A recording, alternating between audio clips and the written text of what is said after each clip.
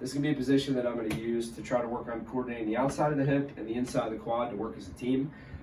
So I'm gonna use a big ball, and I'm gonna show you one with a smaller ball.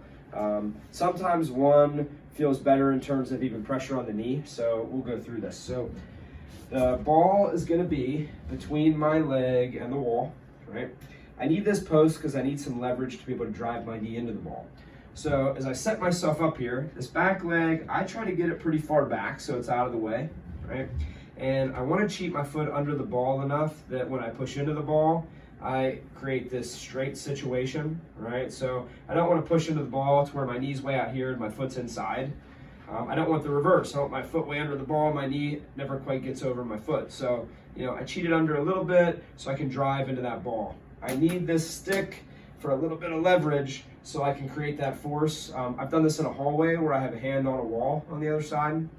As I drive my knee into the ball, it helps me engage the outside of my hip, and I keep that pressure as I drop down into a little bit of a knee bend. If I don't have any pain stopping me, I can drive into the wall and come all the way down to where my back knee touches the ground.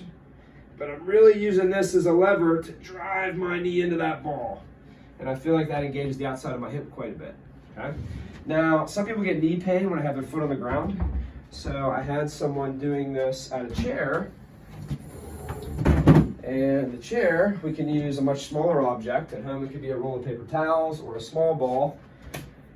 And I can create the same concept of pressure, right? So with my leg being up, there's a lot less pressure on this knee. Could be a big ball, but for a chair, a smaller ball or paper towels works pretty well.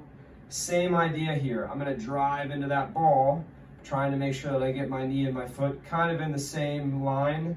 And then here, I'm just gonna rock forward and rock back.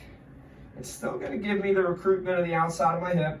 It's not gonna challenge my quad as much, but it's gonna be a safer position for the knee. So it's a nice segue from that one if that one's too much, or maybe I do this one for a little while and I make my way back to the other one.